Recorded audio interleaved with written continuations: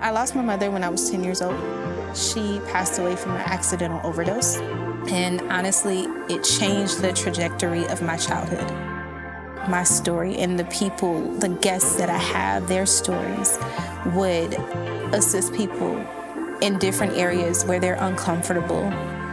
My show is to give them a voice, to vocalize what it is that they do, to vocalize their businesses, to exhibit who they are. They are hidden gems in the community. We'll be talking about anything from relationships to families to owning businesses and being full-time entrepreneurs, the whole nine. I'm a writer, I'm a business owner, I'm a mother of two. I am an innovator, cultivator, developer, determined. I'm Sandra Morrison, aka Sandra the author. Welcome to Sitting with Sandra. Hello, everybody. This is Sandra Morrison here with Sitting with Sandra, aka Sandra the author, and we have our special guest here, Jazmyn Lawson. Jazmyn, we have been discussing the fights of lupus, and so walk me through what it looks like to survive lupus. So, I honestly think that I've been living with lupus since I was 15 years old, but around 2000 So I was diagnosed in 2016. Okay. Around that time, I had a really big knot on my knee.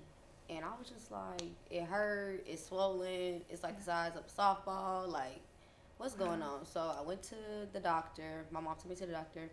And they were like, well, did you hit it? Did you this? I'm like, no, it just hurts, it's swollen. I don't know what's going on. And that's when they tested me for everything and came back that I had lupus. Remind you, no one in my family has lupus. I am the only one. Wow. So walk me through this. You get this diagnosis. How do you feel?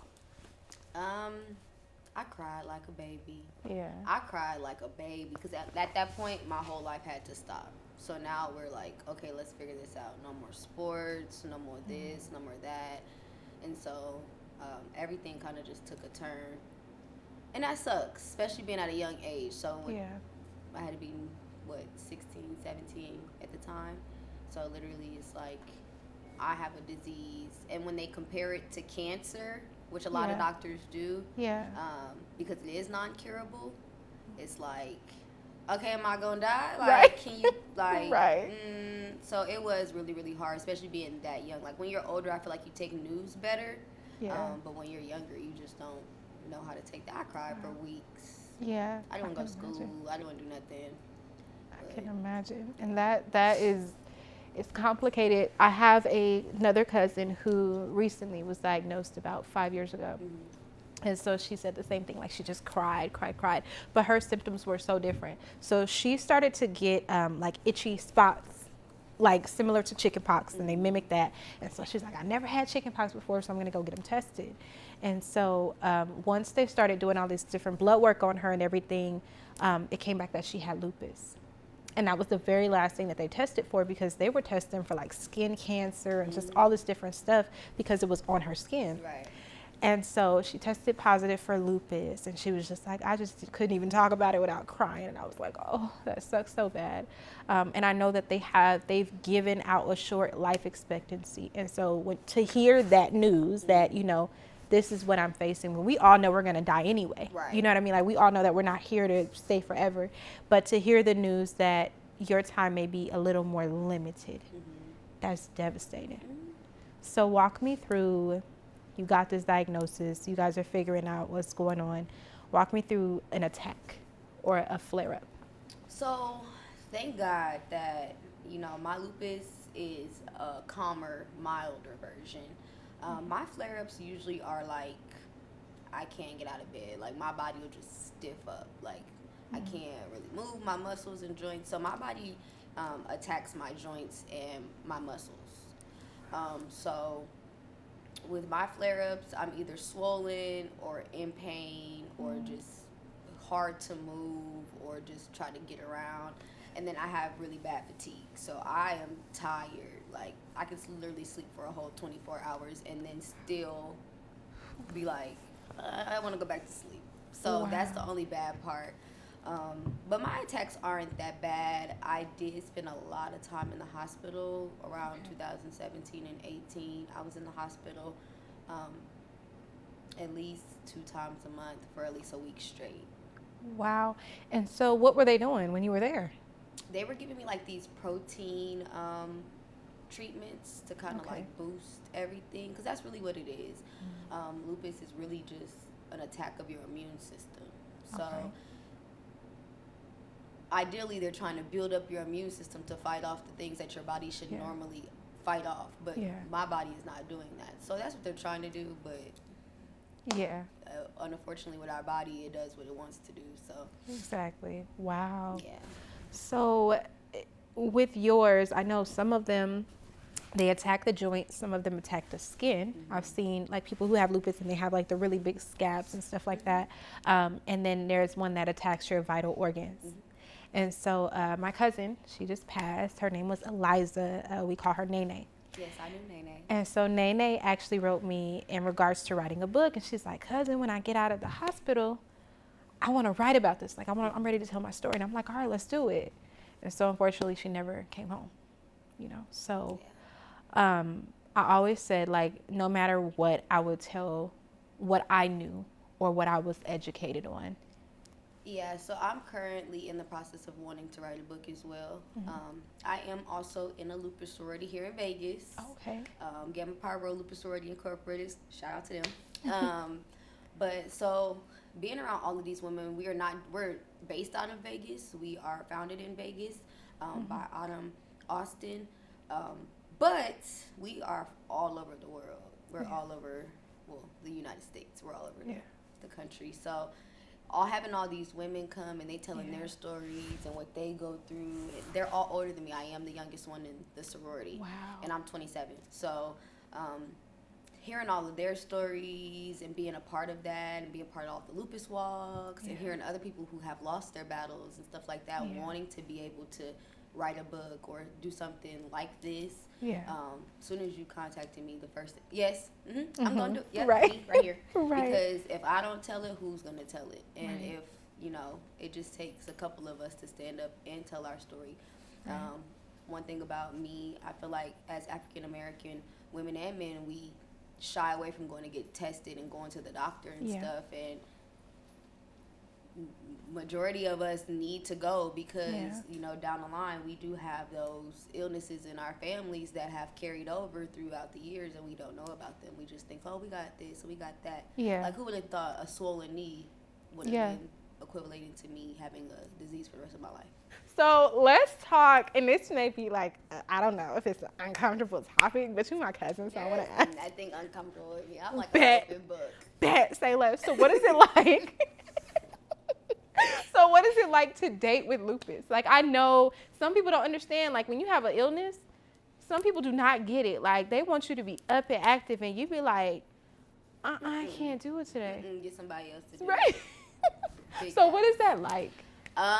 Dating with lupus, I think it's easier on the other person's end because they don't fully understand, right? So they're like, let's do this and let's do that. And I'd be like, go ask your mama.